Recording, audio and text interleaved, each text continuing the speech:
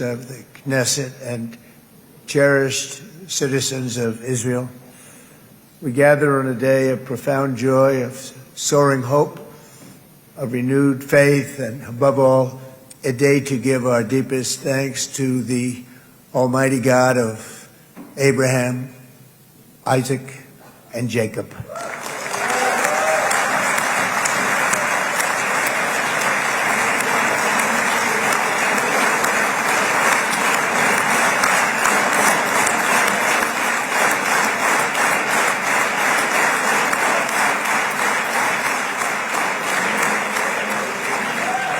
After 2 harrowing years in darkness and captivity, 20 courageous hostages are returning to the glorious embrace of their families, and it is glorious.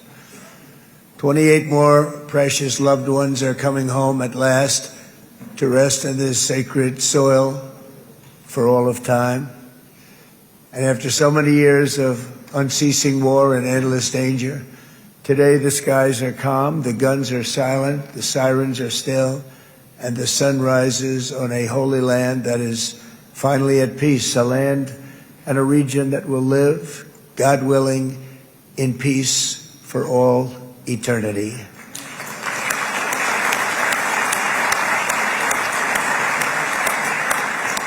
This is not only the end of a war, this is the end of an age of terror and death, and the beginning of the age of faith and hope and of God. It's the start of a grand concord and lasting harmony for Israel and all the nations of what will soon be a truly magnificent region. I believe that so strongly. This is the historic dawn of a new Middle East. I want to express my gratitude to a man of exceptional courage and patriotism, whose partnership did so much to make this momentous day possible. You know who I'm talking about. There's only one, Prime Minister Benjamin Netanyahu. Bibi, please stand up.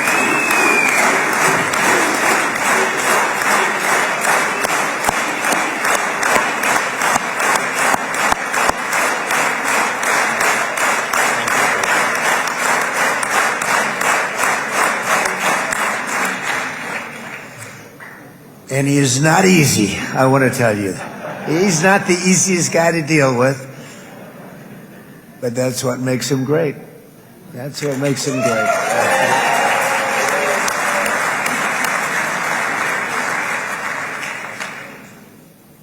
Thank you very much, baby. Great job.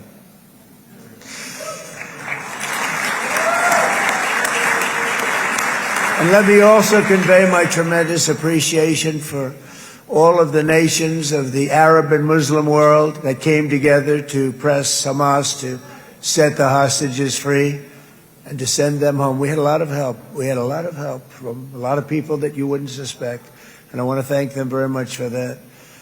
It's an incredible triumph for Israel and the world to have all of these nations working together as partners in peace.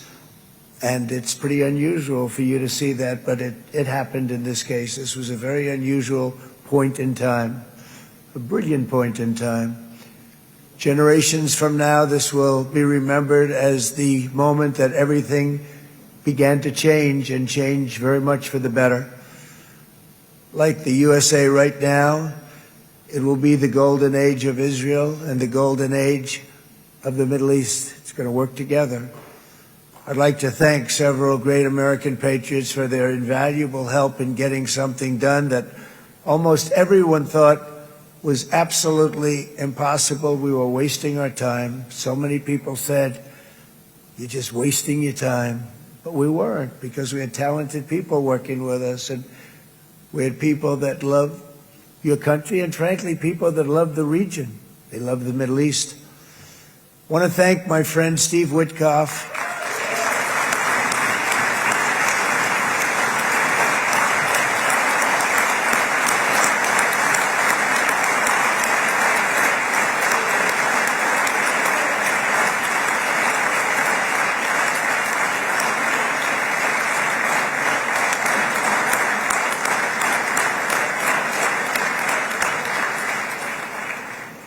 You know, Steve was chosen by me. He never did this before, but I knew him as a few things. He was a great businessman, but I know a lot of great businessmen, to be honest with you. He had tremendous negotiating skills, but I know a lot of people that negotiate pretty well, although it is an art. But there are people that can negotiate pretty well. But most importantly with Steve, he's just a great guy. Everybody loved him. Everybody. I mean, I know some negotiators that are so good, but you wouldn't have had peace in the Middle East. Would be in World War III right now with some of these guys. Everybody loves Steve, and they respect him, and they somehow can relate to him. I've known him for many years, and I've seen it over and over again. להוציא את חבר הכנסת עודה, להוציא אותו מהאולם, להוציא אותו מיד, החוצה, החוצה. Please expel this Knesset member. Please expel this Knesset member. Please expel Knesset member Kasif out of the hall. Please expel him immediately.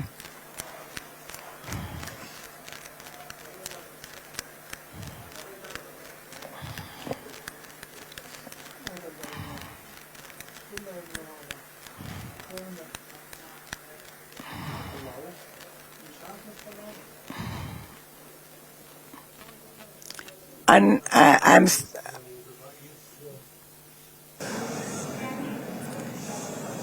That was very efficient.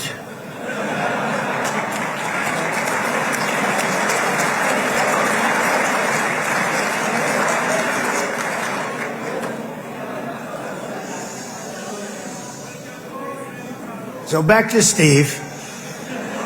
He's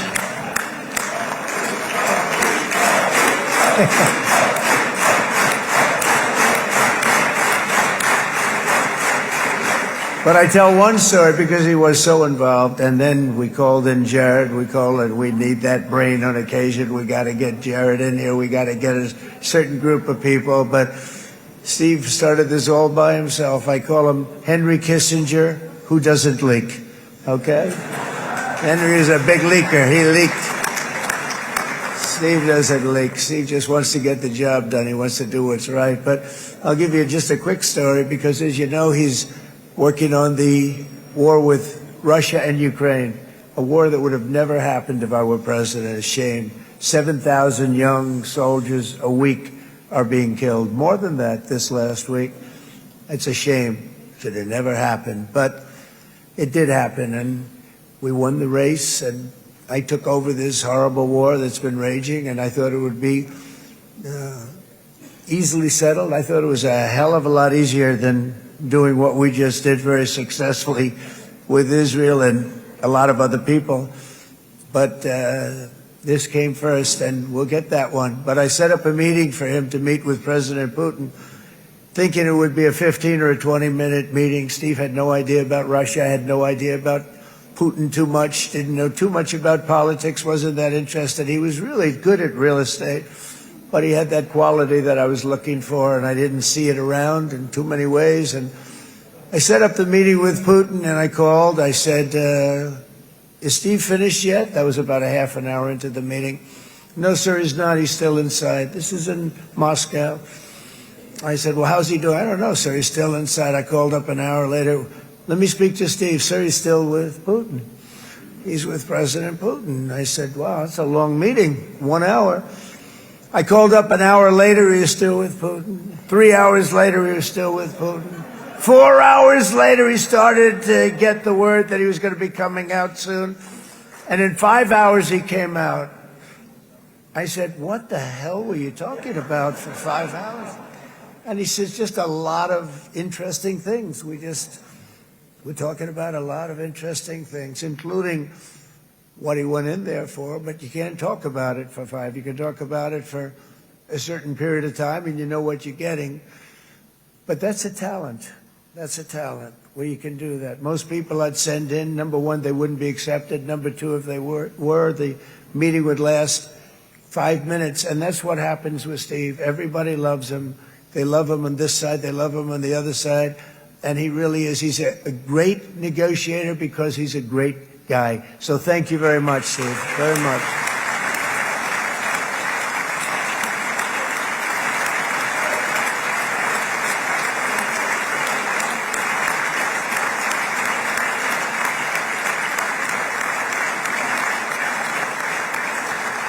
And let me also give a very special thanks to someone who truly loves Israel. In fact, loves it so much that my daughter converted.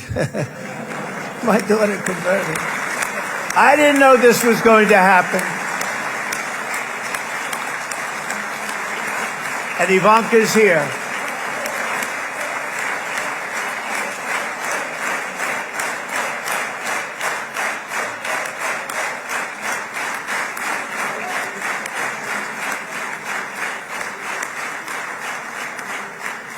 And Bibi, you do know this was not in the cards for me. You understand that. And she is so happy, and they are so happy. At least I think they're happy. If they're not, we have a big story, right? No, they have a great marriage, and they get along great. They're best friends. They have a very special relationship. But Jared has been so helpful. He really did something very special. He established the Abraham Accords with a group of very wonderful people. I like calling it the Avraham Accords because people that, right? Avraham. It's so cool. It's so much sort of nicer, you know, the Abraham versus the Avraham.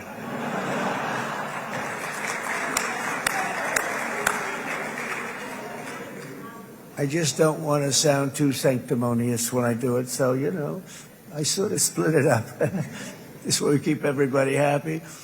But we have some very great talent, and they have no excuses for anything that's taken place because we had some unbelievably good people working on this. And then you're going to add a man named Marco Rubio, who is also here. That's right.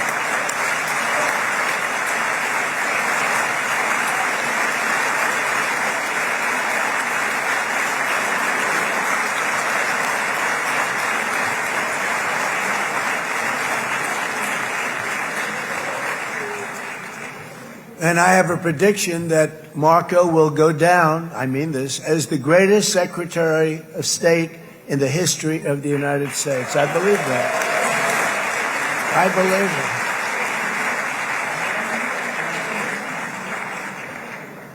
it. And he and I, you know, we really fought it out. You remember, he was tough. He was nasty. Who the hell thought this was going to happen, Marco, right? And now I'm saying he's going to go down as the greatest. He will.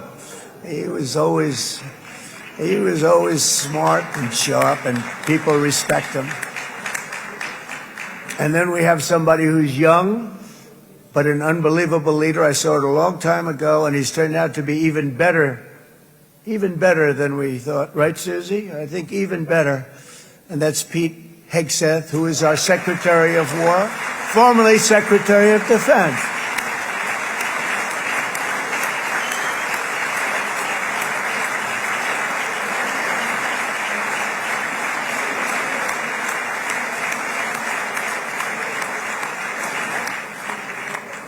And as you know, we decisively won World War I. We decisively won World War II decisively. And everything in between and everything before it, we won everything. And then they had the brilliant idea of changing the name from war, you know, it was war, to defense. And with that went a certain thinking. And we fought in a very politically correct way after that. We always had the strongest military, and now we have a stronger military than we've ever had before. Because of my first term, I've totally rebuilt the military, every aspect of it. But we have, if you think, we settled 8 wars in 8 months. I'm now including this one, by the way, if that's okay. They may say, well, that was quick. Because yesterday I was saying 7, but now I can say 8. The hostages are back. The hostages are back.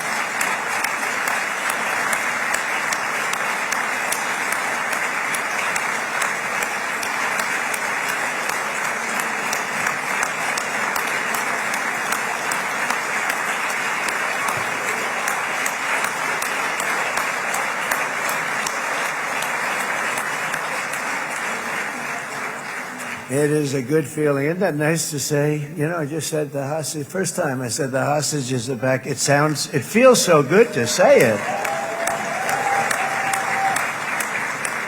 But when you settle 8 wars in 8 months, that means you don't like war. Everyone thought I was going to be brutal. In fact, I remember Hillary Clinton during a debate, she said, look at him, he's going to go into war with everybody. And actually, she said, he's got a personality that's all about war. No, and my personality actually is all about stopping wars, and it seems to work. It seems to work. But it also means this name change and our attitude that we're not going to go into a war, but if we do, we're going to win that war like nobody has ever won a war before. We will not be politically correct, but we're not going to be there. And I think, you know, as you mentioned, Bibi, before, peace through strength. And that's what it's all about. The United States has the greatest and most powerful military in the, right now, history of the world. I can tell you we have weapons that nobody's ever dreamt of. I only hope we never have to use them. I rebuilt the military. I was proud to do it, but some of the things I hated to do. I hated certain of the weapons because the level of power is so enormous. It's so dangerous, so bad. But we have to do what we have to do. We make the best weapons in the world, and we've got a lot of them. And we've given a lot to Israel, frankly. And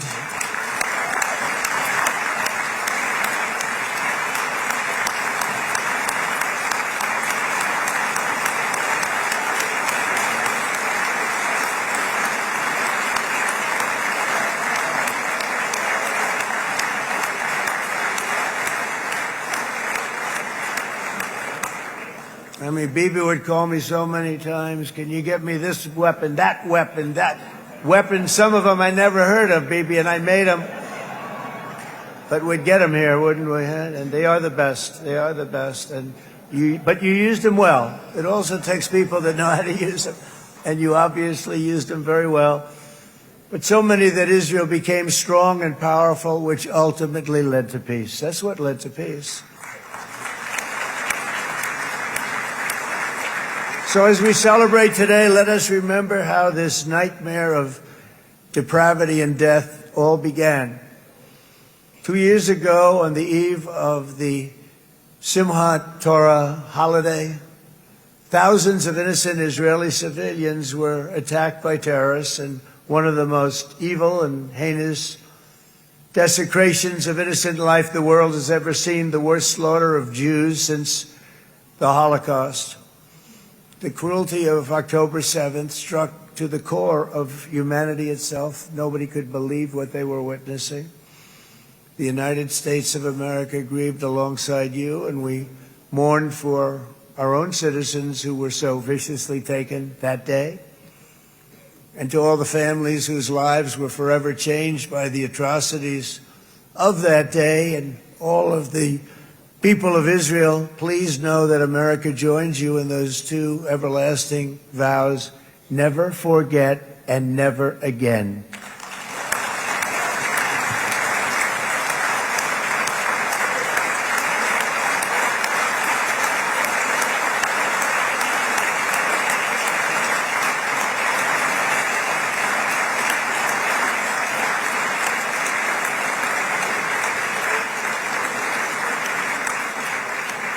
From October 7th until this week, Israel has been a nation at war, enduring burdens that only a proud and faithful people could withstand.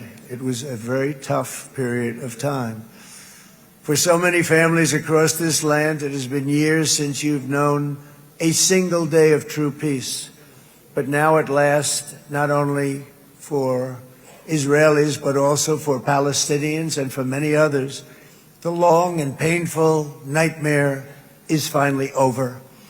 And as the dust settles, the smoke fades, the debris is removed, and the ashes cleaned from the air, the day that breaks on a region transformed, and a beautiful and much brighter future appears suddenly within your reach. This is now a very exciting time for Israel and for the entire Middle East, because all across the Middle East, the forces of chaos, terror, and ruin that have plagued the region for decades now stand weakened, isolated, and totally defeated. A new coalition of proud and responsible nations is emerging, and because of us, the enemies of all civilization are in retreat. Thanks to the bravery and incredible skill of the Israeli Defense Forces and Operation Rising Lion,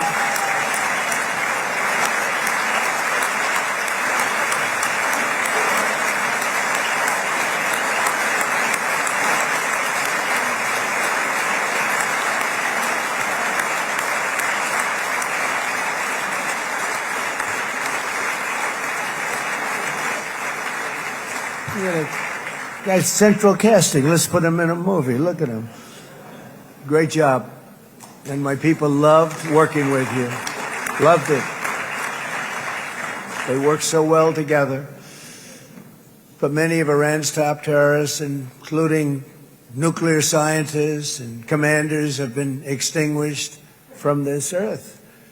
And with Operation Midnight Hammer, boy, that's a great name for that, what we did. Last June, the United States military flew 7 of those beautiful B-2 bombers. They look so beautiful all of a sudden.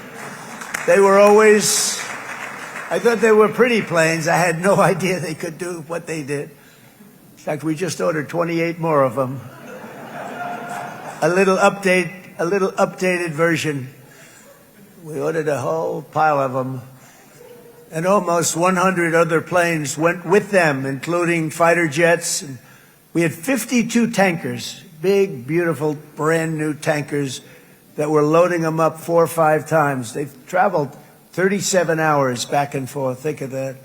But we had tankers all over the sky for all the other planes. We had the F-22s, the F-35s, F-16s. We had a hell of a lot of planes.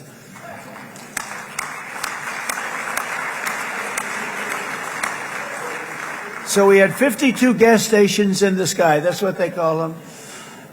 I'll tell you, I wouldn't want to be flying one of them. We have our great General Raisin Cain right here. General, stand up. This guy. What a general. Thank you.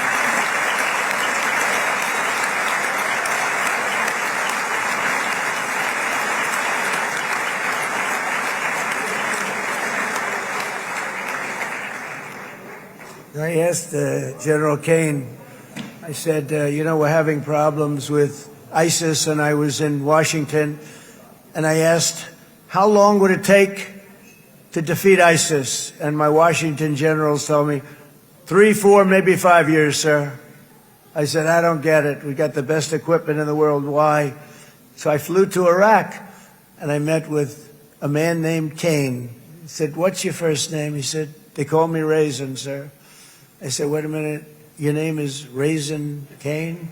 I've been looking for you for a long time.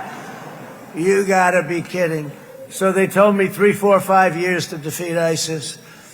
And I sit down with him and I say, why is it? I flew there in the dark of night. I landed, I'll never forget it. It was quite a trip. I'm glad I made it because I met him.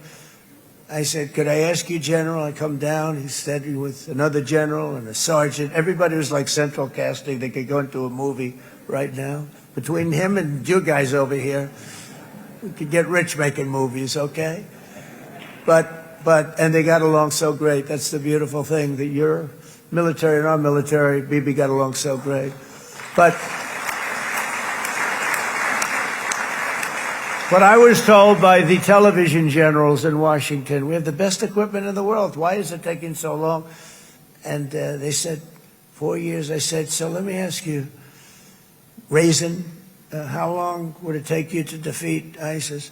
Sir, we can do it in 3 weeks, but you'll probably have some time left over. I said, you got to be kidding.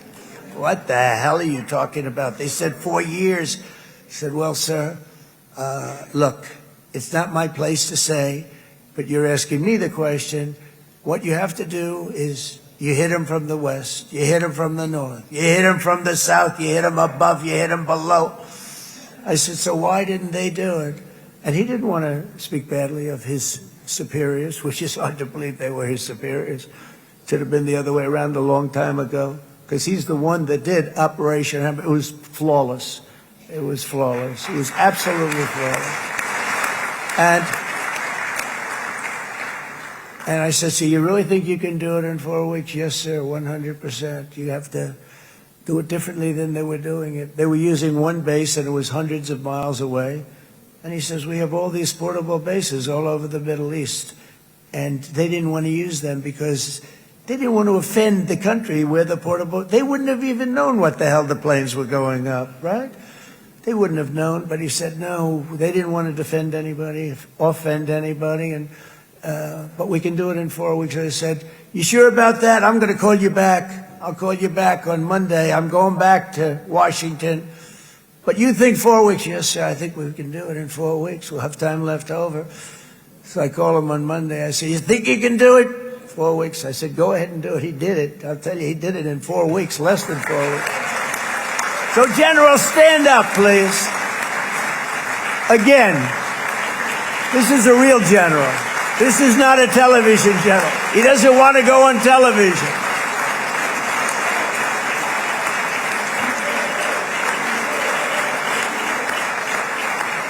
He doesn't want to go on television. I said the other guys love being on television.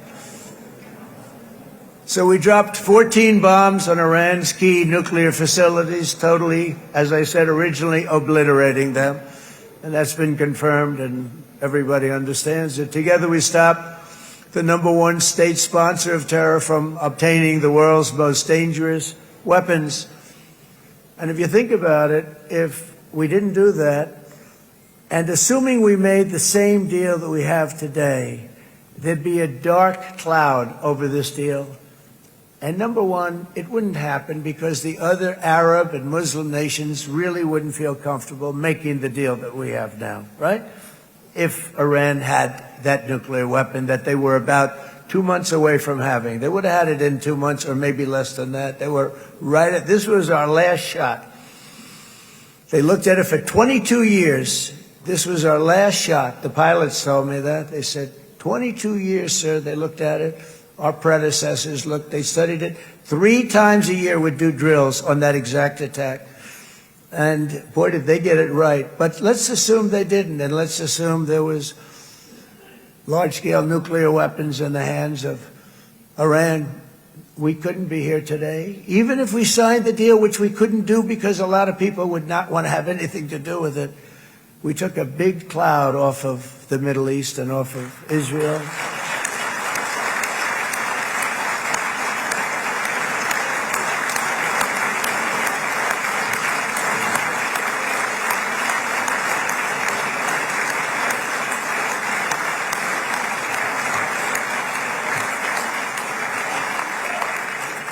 And it was my honor to help.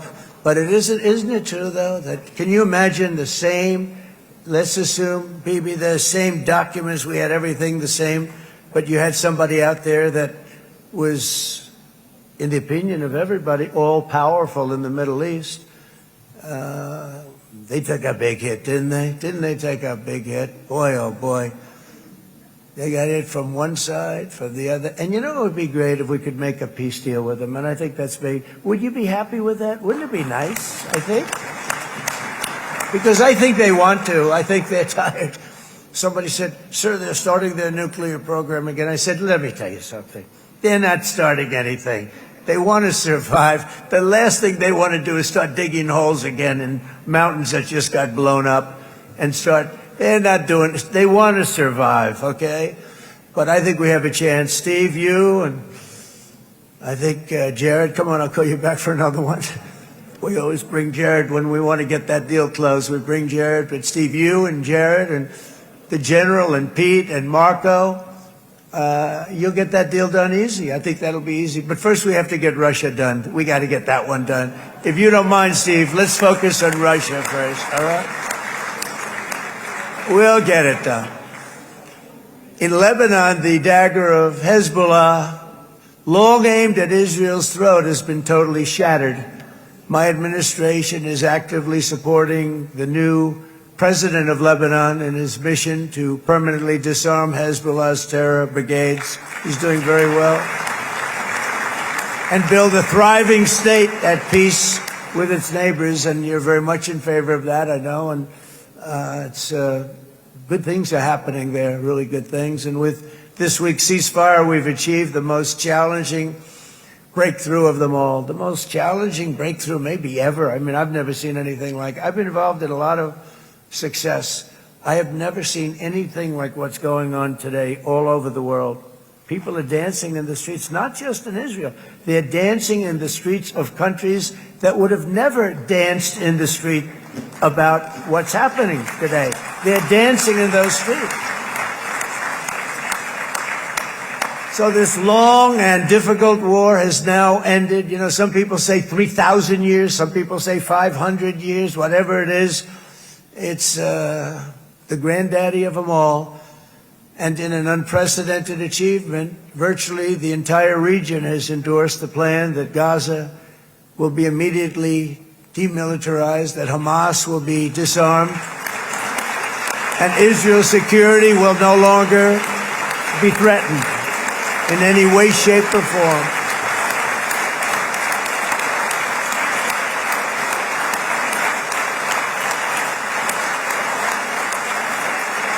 So Israel, with our help, has won all that they can by force of arms. You've won. I mean, you've won.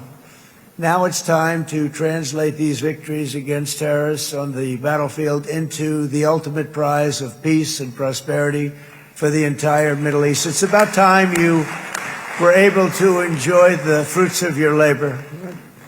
Mr. Opposition Leader. I said he's a very nice opposition leader. I think. No, he's a nice man. Bibi, he's a nice man. Good. He knows what he's doing, right? No, a very nice guy.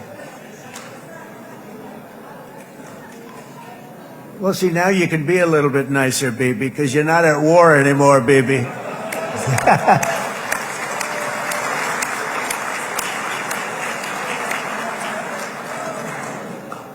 But only by embracing the opportunities of this moment can we achieve our goal of ensuring that the horrors of recent years will never happen again. You don't want to have to go through this again.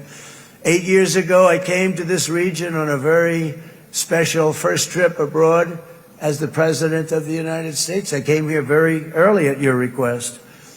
I addressed the leaders of the Arab and Muslim world gathered in Saudi Arabia and said that it was time to build a future free of the grip of extremism and terror. And interestingly, right now, as soon as I'm finished, I'm quite late. You've kept me quite late between opposition leaders and Bibi's brilliant but very long speech.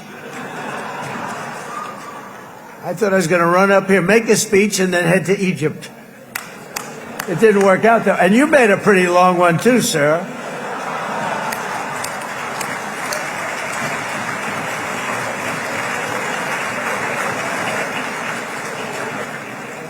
But I liked what you all said. It could be worse. Supposing on top of it, I didn't like what you said. That would be no good, Ron, would it?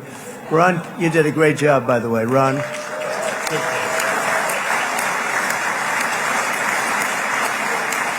Yeah.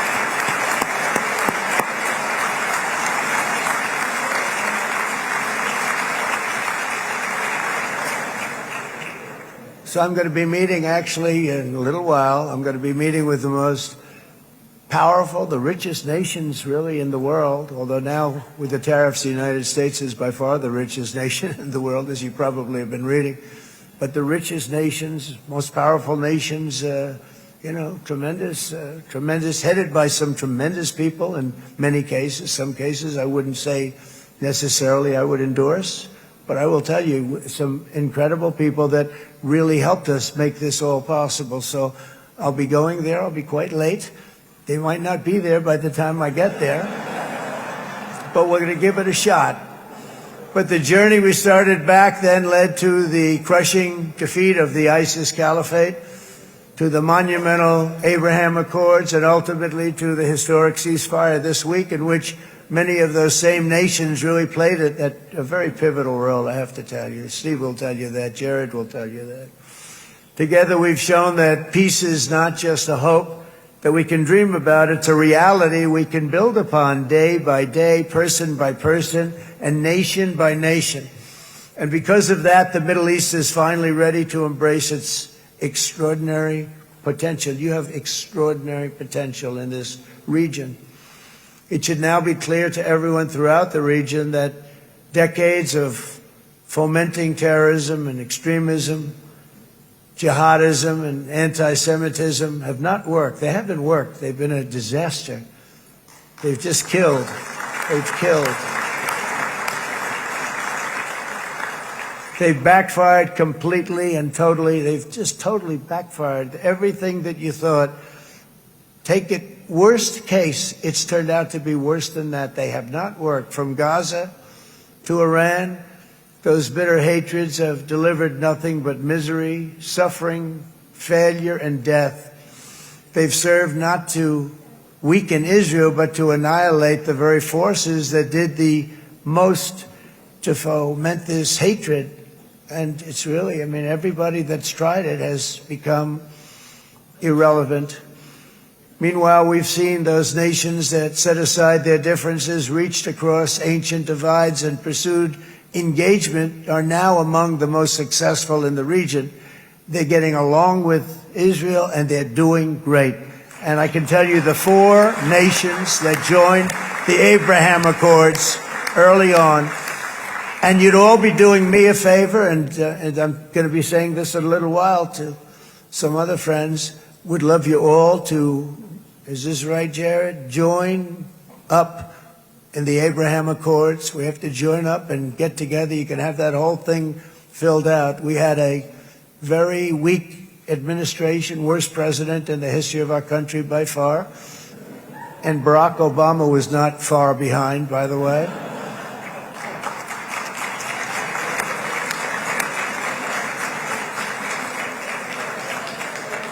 And they did nothing with this incredible document, the Abraham Accords, but now you can fill them up. Now you have peace, you have people that really like Israel. I'll tell you what, and they like Israel a lot more today than they did even 5 weeks ago. Like, you've made a lot of, you've come back strong, because it was getting to be a little nasty out there in the world, and ultimately the world wins. You can't beat the world. Or I would say to Bibi, it's now time.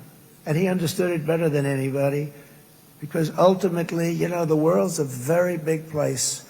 And I've said a lot. I said, this piece of land is very small. It's unbelievable what you've done with that tiny. You look at a map even of just not the world, the Middle East, and you have this little dot. And think of what you've done. It's incredible. It's incredible.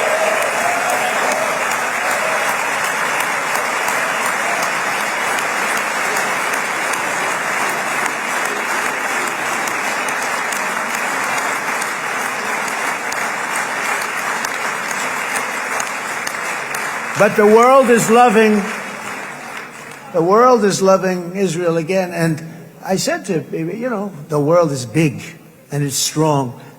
And Ron, ultimately, the world wins. And we don't have to worry about that now. But there was getting to be a period of time over the last few months, the world wanted peace and Israel wanted peace. Everybody did. Everybody did. And what a victory it's been, right? What a victory it's been. If you would have gone on for 3-4 more years, keep fighting, it was getting bad. It was getting heated. The timing of this is brilliant. And I said, Bibi, you're going to be remembered for this far more than if you kept this thing going, kill. it would not be the same. And I just want to congratulate you for having the courage to say, that's it, we've won, and now let's enjoy our lives and let's rebuild Israel and make it stronger and bigger and better than it's ever been before. We're going to do that. Took a lot of guts. And the choice for Palestinians could not be more clear. This is their chance to turn forever from the path of terror and violence. It's been extreme, to exile the wicked forces of hate that are in their midst. And I think that's going to happen. I've met some people over the last couple of months that want to see it happen very much. And after tremendous pain and death and hardship, now is the time to concentrate on building their people up instead of trying to tear Israel down. We don't want that to happen again. And the total focus of Gazans must be on restoring the fundamentals of stability, safety, dignity, and economic development so they can finally have the better life that their children really do deserve after all these decades of horror.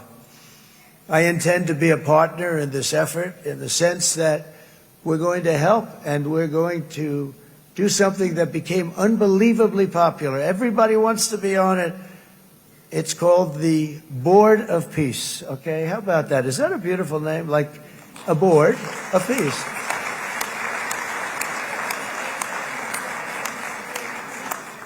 The only bad thing from my standpoint, every single nation involved has asked me to be the chair, and I'll tell you, I'm very busy. I didn't count on that, but you know what? If we do it, we'll do it right. And we have unbelievable power and wealth, because you're going to need wealth. You're going to need wealth to rebuild things, and they have wealth like few people have wealth. I want to thank the Arab and Muslim nations for their commitment that they've made to support a safe rebuilding of Gaza and beyond. I have many Arab countries, very wealthy countries, that came up and said, we'll put up tremendous amounts of money to get to rebuild Gaza, and I think that's going to happen. The power, they want dignity, they want to come forward, and they want to say, and I want to say who they are, because what they're doing is going to be, I think, something that you're going to be very impressed with, Bibi, and you need that. You need the kind of economic power that they have, and they want to see it work, and they want to see it be safe, and they want to see it be good for Israel, too. And as much money as it will be, and it's a lot, as you can see, it's a lot. For these countries, it's relatively little relative to their worth. It's really a lot of money like most people could never even conceive, but for these countries, it's not that much, especially because it ensures success and stability in the Middle East, which is what they want to see. So many of them will be with us in Egypt in a little while, I think. I'm not sure. They may be gone. They may have taken their Boeing 747s and left. I said, what kind of a plane do you fly? 747. I said, that's a large plane. No, they may have. Steve, do you think they've left on their their brand new Boeing 747s? Or I don't know. We're going to find out soon. It's going to be a big story. There'll be 2 people left. And they'll be the 2 poorest ones.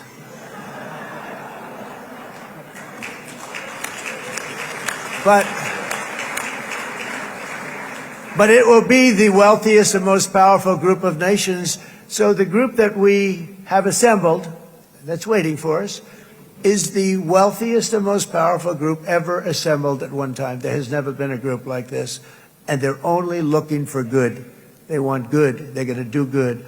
And as those commitments are made, I'm going to let the world know who's doing it, because they really deserve to get the credit. And some of them probably won't want the credit, but they deserve it.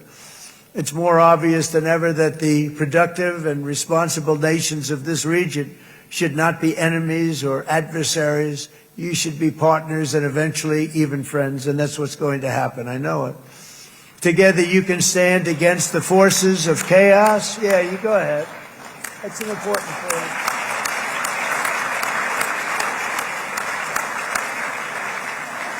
Because you can stand against the forces of chaos that threatened all of your interests, and it's always a big threat, and unleash incredible prosperity and opportunity for all the people of these lands, and that's what's going to happen. You're going to unleash numbers and success, the likes of which Israel has never been able to think of, because you're so firm, and you should be, and you've done the right thing in defending yourself.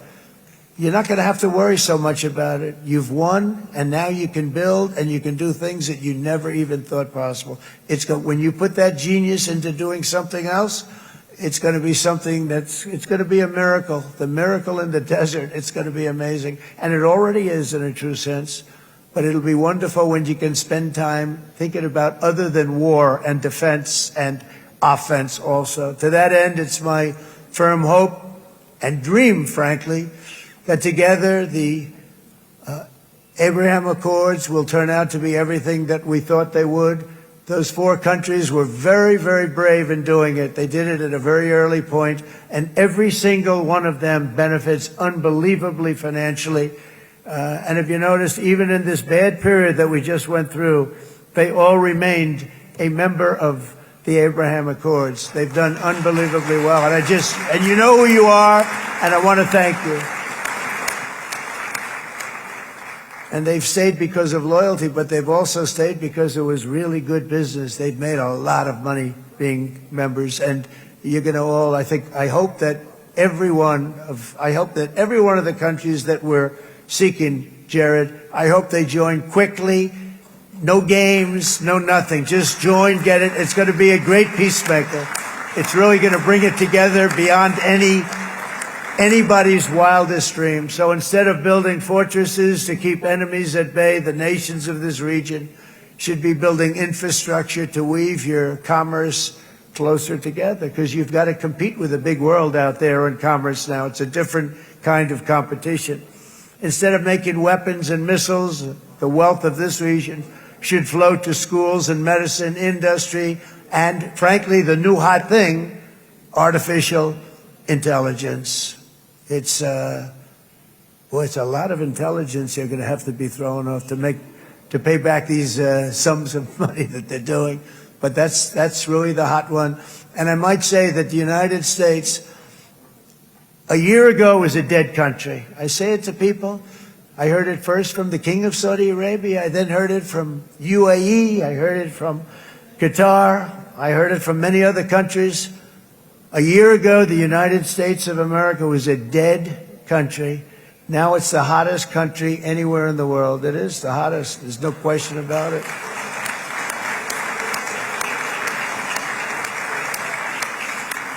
In fact, if you go back a year ago, before the election, although once we had November 5th, we became hot because people got it. I would say November 5th was a time that we became really hot. But once you go back a couple of years, if I were in charge and the country was doing what they, nobody was going to ask me to speak. Nobody asked Joe Biden to come up and speak, I guarantee you that. And if they did, he would have turned them down, I promise you. He didn't speak. He didn't speak, and he didn't speak well.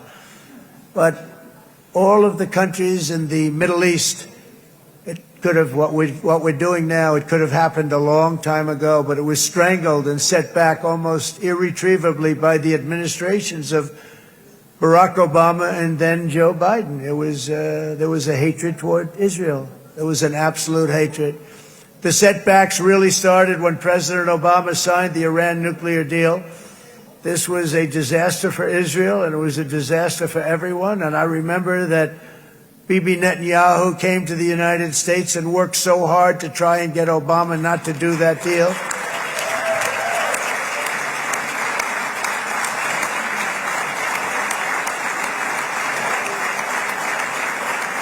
He worked so hard. But it was like talking to a wall. I remember him telling me it was like talking to a wall. They wanted to go with Iran. They chose Iran, frankly, over a lot of other good nations, but specifically Israel. And that was the beginning of a very bad period of time. You had Obama go out, and the Iran nuclear deal turned out to be a disaster. And by the way, I terminated the Iran nuclear deal, and I was very proud to do it.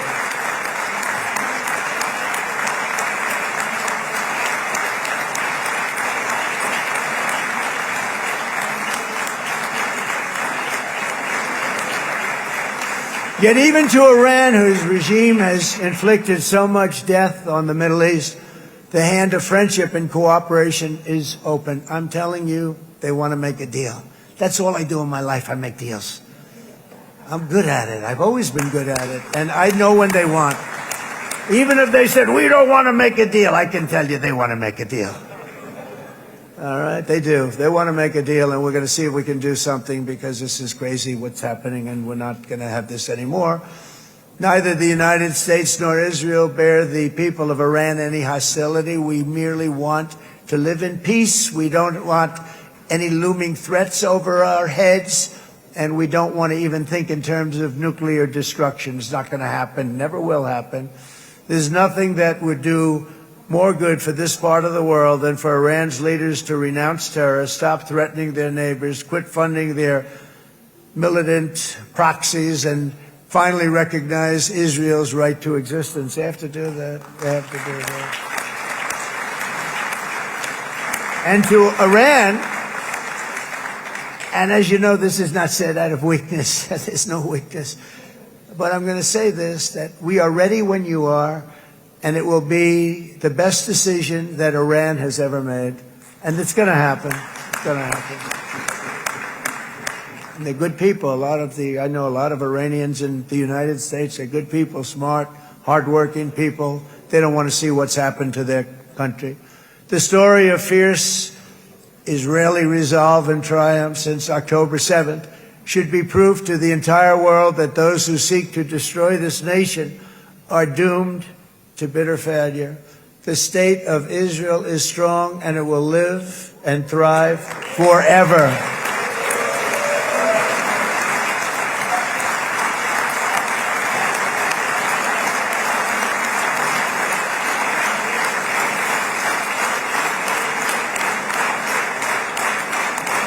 And that is why Israel will always remain a vital ally of the United States of America. Israelis share our values, field one of the world's most powerful militaries. You really do. You have an amazing, what a job you've done. And have one of the most innovative economies on earth. Those are just a few of the reasons why I'm proud to be the best friend that Israel has ever had. And they all say it. In the White House. They all say it. I guess it's true because everybody says it, baby. You said it today. Thank you. But as president, I terminated the disastrous Iran nuclear deal, and ultimately I terminated Iran's nuclear program with things called B-2 bombers. It was swift, and it was accurate, and it was a military beauty. I authorized the spending of billions of dollars, which went to Israel's defense, as you know. And after years of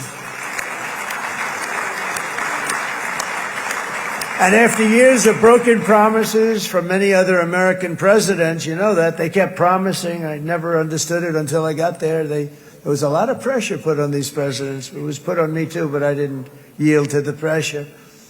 But every president for decades said, we're going to do it. The difference is I kept my promise and officially recognized the capital of Israel and moved the American embassy to Jerusalem.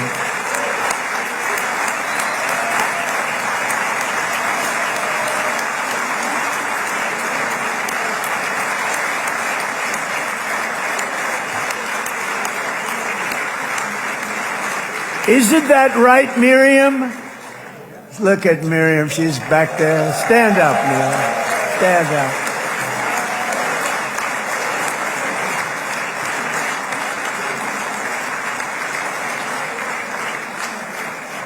Miriam and Sheldon would come into the office. They'd call me. He'd call me. I think they had more trips to the White House than anybody else I can think of. Look at her sitting there so innocently. She's got $60 billion in the bank. $60 billion. And I think she's saying no more. And she loves Israel, but she loves it, and they would come in, and her husband was a very aggressive man, but I loved him.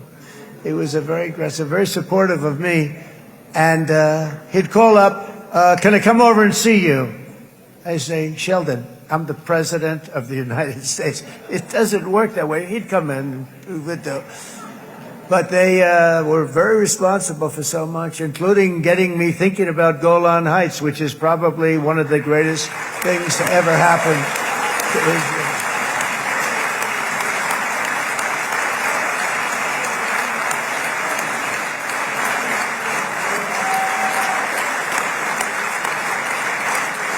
Miriam, stand up, please. She really is. I mean, she loves this country.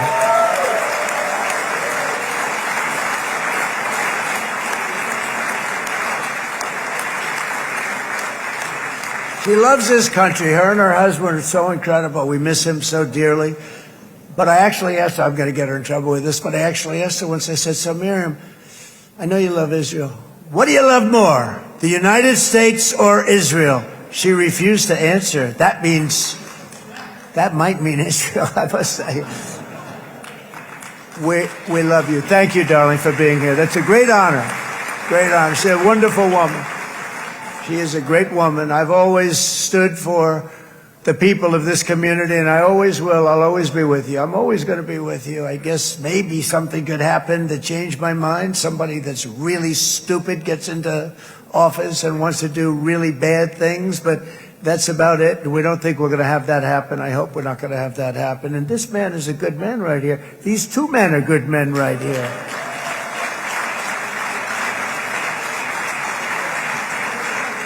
Hey, I have an idea. Mr. President, why don't you give him a pardon? Give him a pardon. Come on.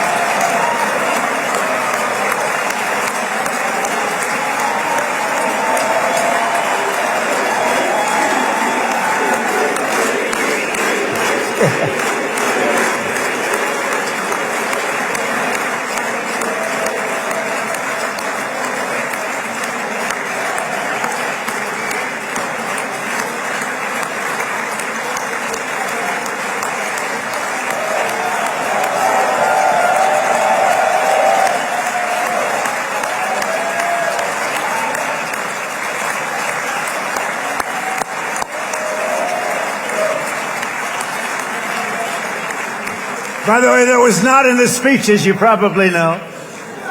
But I happen to like this gentleman right over here, and it just seems to make so much sense. You know, whether we like it or not, this has been one of the greatest wartime presidents. This has been one of the greatest wartime presidents. And cigars and champagne, who the hell cares about that?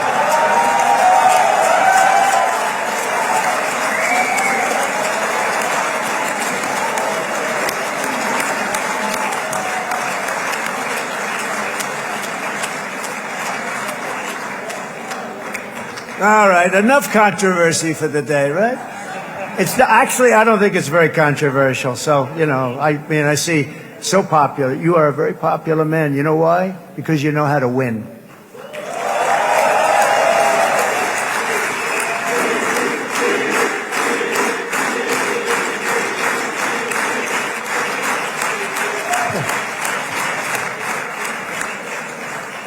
Over the past 2 years, I've met many of the families of the Israelis taken hostage and those that were taken hostage. Unbelievable. I've looked into their eyes. I've seen the worst nightmares of their suffering, but I've also seen something else, the beautiful love of the people, the love of people, frankly, that hold things together, the love that gives you the courage to carry on through thousands of years of persecution and repression and to emerge with the heart of David. It's the heart of David.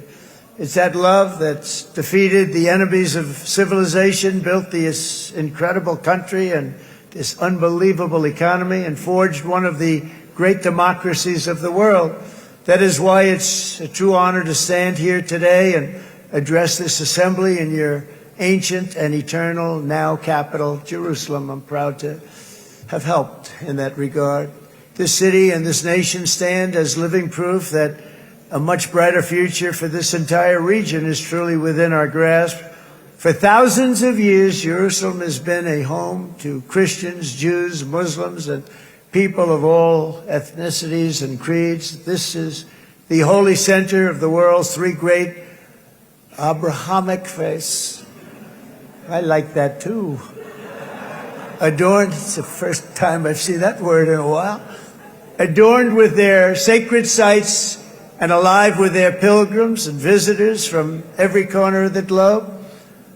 But here between the Western Wall, the Temple Mount, and the hill called Calvary, people of every faith and background live, work, pray, serve, and raise their families side by side, and they do it with love. This example is just one of the modern miracles that Israel has given to the world. And just in closing, the leaders in this chamber know better than anyone else the challenges of this harmony, and it's been easily won. No, it hasn't. It has not been. It's been so tough, but it has been, some say, a miracle. What you've done is a miracle. Look at your size. Look at your chances when it all started. And you know, if you think about it, you are safer today, stronger today, and more respected today than at any time in the history of Israel. Think of it. People used to say it wouldn't exist. They don't say that anymore, do they? Yet if safety, security, and coexistence can thrive here in the winding alleys and ancient paths of Jerusalem, then surely peace and respect can flourish among the nations of the broader Middle East. The God who once dwelled among his people in this city still calls us, in the words of Scripture, the turn from evil and do good, to seek peace and pursue it. So he still whispers truth into the hills and knolls and valleys of his magnificent creation, and he still writes hope into the hearts of his children all over the world. And that is why even after 3,000 years of pain and conflict, the people of Israel have never given up from the threats of Zionism, from all sorts of threats. You want the promise of Zion. You want the promise of success and hope and love and God. And the people of America have never lost faith in the promise of a great and blessed future for all of us. From the very first day that modern Israel was founded, we have stood together through thick and thin of setbacks, and through victory and defeat, through glory and heartache.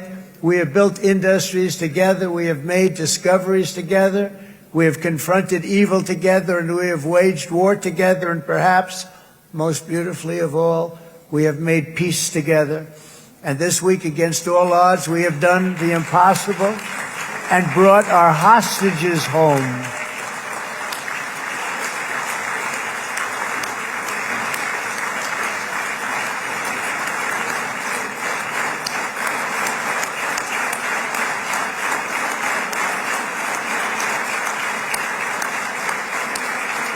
So now we're going to forge a future that is worthy of our heritage. We're going to build a legacy that all the people of this region can be proud of. New bonds of friendship, cooperation, and commerce will join Tel Aviv to Dubai, Haifa to Beirut, Jerusalem to Damascus, and from Israel to Egypt, from Saudi Arabia to Qatar, from India to Pakistan, from Indonesia to Iraq, from Syria to Bahrain, Turkey to Jordan, the United Arab Emirates to Oman, and Armenia to Azerbaijan, another war that I just settled. We are going to have hope, harmony, opportunity, and happiness here in the spiritual and geographic center of the entire world. That's what you are. Israel, America, and all of the nations of the Middle East will soon be safer, stronger, greater, and more prosperous than ever before.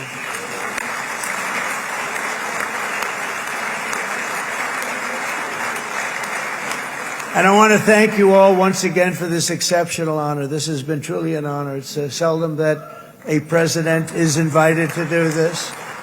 And I love Israel. I'm with you all the way. You will be bigger, better, stronger, and more loving than ever before. Thank you very much. God bless you. God bless the United States of America, and God bless the Middle East. Thank you, everybody. Good luck. Thank you very much. Thank you.